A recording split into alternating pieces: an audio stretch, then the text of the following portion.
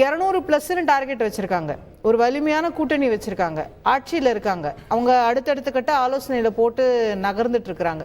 நீங்க இப்பதான் முதல் கட்டத்துல தொடங்கி இருக்கிறீங்க, 2 போராட்டம் அறிவிச்சிருக்கிறீங்க. அப்போ திமுக முந்தரதா பார்க்கல இந்த ரேஸ், இன்னைக்கு தேதிக்கு அவங்க ஒரு வலிமையான பொசிஷன்ல இருக்கிறதா நீங்க பார்க்கல? நிச்சயமாக இல்லை. 2 போராட்டங்கள் ஏற்கனவே இந்த கடந்த 3 வருஷத்துல 42 போராட்டங்கள், ஆர்ப்பாட்டங்களை இந்த மக்கள் விரோத ஆட்சிக்கு எதிராக எங்களுடைய பொதுச் செயலாளர் எடப்பாடியார் அறிவிப்பின் மூலம் நடத்தி இருக்கிறோம். அது மாதிரி இப்போதான் நீ உங்க பார்வைக்கு வேணா அதிமுக ஏதோ இப்ப களத்துல இருக்கிற மாதிரி தெரியற மாதிரி இருக்கலாம். பட் களத்துல தொடர்ந்து இருக்கிறோம். ஆக்கப்பூர்வமான கூட்டங்கள் நடத்த ஆக்கப்பூர்வமா விவாதிக்கிறார் பொதுச் செயலாளர் எடப்பாடியார். எப்படி வரக்கூடிய தேர்தலை நாம சந்திக்கணும் அப்படிங்கிற அடிப்படையில் தான் ஒவ்வொரு அணிகளாக கூப்பிட்டு அவர் ஆய்வு செய்யக்கூடிய சூழ்நிலையில அன்னைக்கு ஐடி விங்கோட கூப்பிட்டு அன்னைக்கு பேசினாரு. நாம என்ன பொய் பிரச்சாரங்களா அந்த மீட்டிங்லயே அது ஒரு பெரிய கேள்வி எழுந்தது இல்லையா? 10% அதை நம்ம ஈடு கட்டணும்னு அவர் சொன்னாரு அப்படின்னு சொல்லி. அப்ப நீங்க ஒரு பின்னடைவுல இருந்து ஸ்டார்ட் பண்றீங்க, 10% கீழே போயிருக்கு, எப்படி சரி கட்டலான்ற பொசிஷன்ல இருந்து வரீங்க. வேற திமுக ஆல்ரெடி ஜெயிச்சிட்ட பொசிஷன்ல இருக்காங்க, அப்போ யார் வலிமையா இருக்காங்கன்ற ஒரு கேள்வி வரும் இல்ல. அதே இந்த 10% நாம பின்னடைவில் இருக்கிறோங்கிறது அதிமுகனுடைய அறிவிப்பா எங்க பொதுச்செயலாளர் எடப்பாடியார் பேசினதாக அதிகாரப்பூர்வ செய்தி ஏதாவது பார்த்திருக்கீங்களா?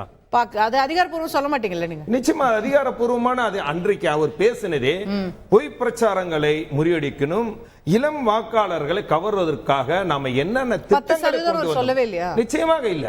அது ஊடகங்களா ஊதி பெருசாக்கின விஷயம் தவிர அதுல எந்த உண்மையுமே இல்லை. அப்படிப்பட்ட வார்த்தையில் அவர் நாம தேர்தல் களத்தை எப்படி அணுகணும், நான் ஐடி விங்க இந்த பொய் பிரச்சாரங்களை கவருவதற்காக முறியடிப்பதற்காக நான் என்ன செய்யணுங்கிறதையும் ஒரு தெளிவா ஒவ்வொரு பாட்டாக பொதுச் செயலாளர் எடப்பாடியார் எடுத்து சொன்னாரு. ஆச்சரியப்பட்டாங்க. நாம செய்த சாதனைகள், எத்தனை சாதனைகள் செஞ்சிருக்கோம் சொன்னார். நம்ம 17 மருத்துவக் கல்லூரிகள் உருவாக்கி இருக்கோம், 4923 பஸ்கள் வாங்கியிருக்கோம் இந்த 10 வருஷத்துல. அது இந்த ஆட்சியில ஒண்ணு கூட வாங்கல. இப்படி நம்ம 9 சட்டக்கல்லூரிகள் உருவாக்கி இருக்கோம், 106 கலைக்கல்லூரி உருவாக்கும். இதுகெல்லாம் 7.5% இடஒதுக்கீடு கொண்டு இதையெல்லாம் இளம் வாக்காளர்களை கவர்வதற்காக நாம கொண்டுட்டு போகணும், இன்னும் சரியா போய் சேரல அப்படிங்கிறது எல்லாம் தெளிவா எடுத்து சொன்னதனுடைய விளைவு இன்றைக்கு அதற்கான ஆயத்த பணிகளில் ஐடி விங்கி இப்போ முனைப்போடு இருக்கிறாங்க. அதே போல சிறுபான்மை பிரிவா இருக்கட்டும், இளைஞர் இளம்பெண்கள் பாசறை, இவர்கள் எல்லாம் அழைத்து ஒரு ஆய்வு கூட்டம் நடத்துவதற்காக தேர்தல் பணி காலத்துல நம்ம இருக்கிறோம். ஆனால் இன்றைக்கு சூழ்நிலை எப்படி இருக்குது? தேர்தல் காலத்தை நீங்க பாத்தீங்கன்னா 2006 11 வரைக்கும் ஆட்சி செய்த திமுக அன்றைக்கு அவல ஆட்சியின் காரணமாக துணை முதலமைச்சராக ஸ்டாலின் தேர்ந்தெடுக்கப்பட்டது வாரிசு அரசியல். தமிழ்நாட்டை பொறுத்த வரைக்கும் மக்கள் வாரிசு அரசியலையும் மதவாத அரசியலையும் என்றைக்கும் விரும்ப மாட்டாங்க. ஸ்டாலின் அவர்களுக்கு திரும்ப வாக்களிக்கிறாங்க சார். உதயநிதி அவர்களை எம்எல்ஏ தேர்ந்தெடுத்திருக்காங்க சார். இதே மக்கள் நீங்க முதலமைச்சர் துணை முதலமைச்சர் ஆவறதுக்கான தேர்ந்தெடுத்தாங்களா? எம்எல்ஏ ஆகிட்டா ஆட்டோமேட்டிக்கா ஆகலாம் சார், யார் வேணா அமைச்சர் ஆகலாம். நீங்க எம்எல்ஏ நீங்க யார் வேணா ஆகலாம். ஆனா அந்த குடும்பம் மட்டும் அதிகாரத்துக்கு வரணும்னு என்ன எழுதி மக்கள் சொன்னாங்களா? அந்த குடும்பம் மட்டும் அந்த அதிகாரத்துக்கு முதலமைச்சர் துணை முதலமைச்சர் வரணும்னு மக்கள் நினைச்சிருந்த. இப்ப சேப்பாக்கத்துல உதயநிதியை தோக்கடிச்சிருந்தீங்கன்னு வச்சுக்கோங்களேன், இந்த பிரச்சனையே இல்ல, பஞ்சாயத்து இல்ல, எங்கேயுமே ஆக முடியாது. வெற்றி தோல்வியல் மாறி மாறி வரும். நீங்கள் 2000 மக்கள் வெற்றி பெற வச்சிருக்காங்கன்றதா அவங்களோட. 2019 பாராளுமன்ற தேர்தலில் திமுக எல்லா தொகுதிகளிலும் வெற்றி பெறாங்க. 2021 அதிமுக 75 தொகுதிகளில் வெற்றி பெறும். இன்னும் சொல்ல போனால் 2019 கோயம்புத்தூரில் தோல்வி அடைகிறோம். 2021 சட்டமன்ற தேர்தலில் கோயம்புத்தூரில் இருக்கக்கூடிய 10 தொகுதிகளில் வெற்றி பெற்றோம். அப்போ எதை முன்னிறுத்தி மக்கள் ஓட்டு போடுறாங்க? இப்ப சென்னை களம்ங்கிறது வேற.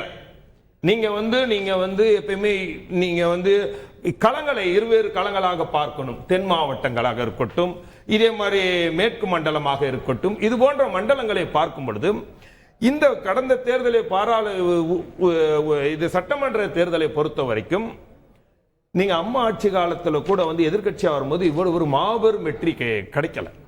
26 பத்தி பேசுவோம் நம்ம. 26 தேர்தல் இன்றைக்கு தமிழ்நாட்டில் எப்படிப்பட்ட ஆட்சி நடக்குது? சட்டம் ஒழுங்கு சீர்கட்டு இருக்கா இல்லையா? நீங்க தினம் உங்க தந்தி தொலைக்காட்சியில போடுறீங்க. எந்த அளவுக்கு மோசமா கஞ்சாவை போடுறீங்க, கள்ளச்சாராயத்துல மரணங்களையும் காட்டுறீங்க. சொத்து வரி ஒரு வீடு வச்சுக்கோ, போன வருஷம் தான் 100%, 150% ஏத்துனீங்க. இப்ப மீண்டும் இந்த 3.5 வருஷத்துல 3 முறை மின்சார கட்டணம், பத்திரப்பதிவு கட்டணம், பால் விலை, ஓட்டல் ஓடிச்சல், பஸ்கள்.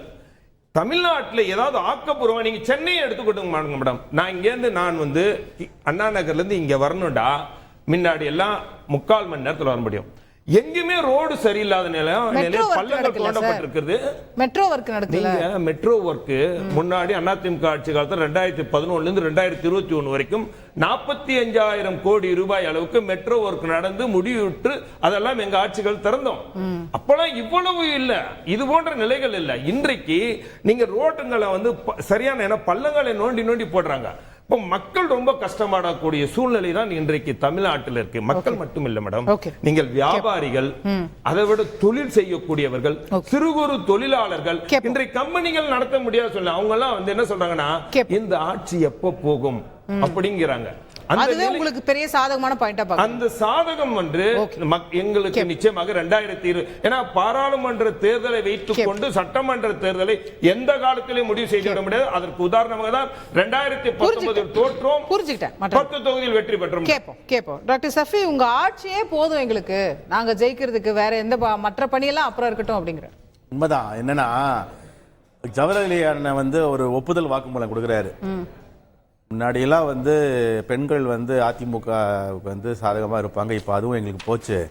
ஏன்னா வந்து உரிமை பயணத்திலிருந்து, உரிமை தொகையிலிருந்து பெண்கள் வந்து முழுவதுமாக திராவிட முன்னேற்ற கழகத்துக்கு இப்ப இருக்கிறாங்க. உரிமை பயணம் தரீங்க சார், பஸ் இல்லன்றார் சார் அவர் பஸ் வந்து ஓட்டையா இல்ல. இவங்க ஆட்சி நடக்கும் போது ஃபுல்லா வால்வோ பஸ்ஸா விட்டுருந்தாங்களாம். இப்போ அதெல்லாம் 4000 பஸ் நாங்க வாங்கணும்ன்றாரு. இப்போ வந்து எலக்ட்ரிக் வெஹிக்கிள், இப்போ எலக்ட்ரிக் பஸ்ஸஸ் எவ்வளவு வந்திருக்குன்னு சொல்லிட்டு உங்க சேனல்ல தான் நான் பார்த்தேன். நான் வேற சேனல் பார்க்க, தந்தி டிவி வந்து எலக்ட்ரிக் வெஹிக்கிள்ஸ் எத்தனை பஸ்ஸஸ் கவர்மெண்ட் சொல்லிட்டு அண்ணன் பார்க்கல போல. ரெண்டாவது, மாணவர்கள், முதல் முறை வாக்காளர்கள், இளைஞர்கள் எல்லோரும் இப்போ திராவிட முன்னேற்ற கழகத்தை எப்படி பார்த்துட்டு இருக்காங்கிறது ஜவஹர்லால் எனக்கு நல்ல தெரியும். அந்த கேப்ல தான் இப்ப என்ன சொல்றாருன்னா, சொத்து வரி பத்தி சொல்றாரு. அவருக்கு சொல்ல வேண்டிய எடப்பாடி அவர்களும் ஜவஹர்லால் அவர்களும் சொத்து வரி என்ன நடந்தது என்பது இவங்க 2 பேருக்குமே நல்ல தெரியும். இவரோட கட்சியோட பொதுச் செயலாளருக்கும் நல்லா தெரியும், அண்ணன் ஜவஹர்லாலுக்கும் நல்லா தெரியும். அதை முழு சோத்தை பூசணிக்காய் சோத்துல மறைச்சிட்டு இப்ப இதுக்கெல்லாம் திராவிட முன்னேற்ற கழகத்தை வந்து அவர் பழி சொல்றது உண்மையிலேயே ஏத்துறது நாங்க இல்ல, அவங்களும் இல்ல. ஏத்துறது வந்து 15th ஃபினான்ஸ் கமிஷன் என்ன சொன்னாங்க, அதோட ஒரு ஷரத் என்ன இருக்குங்கிறது நான் வேணா படிச்சு காமிக்கிறேன். அது ஜவஹர்லால் இன்னும் தெரிஞ்சுக்கிட்டோம்.